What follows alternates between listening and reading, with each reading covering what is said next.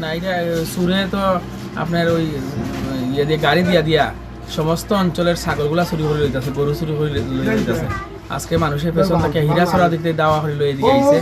আমাদের পরে এখানের মানে যারা জনগণ আছে এরা ওই গাড়িগুলার একটা গাড়ির মধ্যে 3টা ছাগল পাইছে।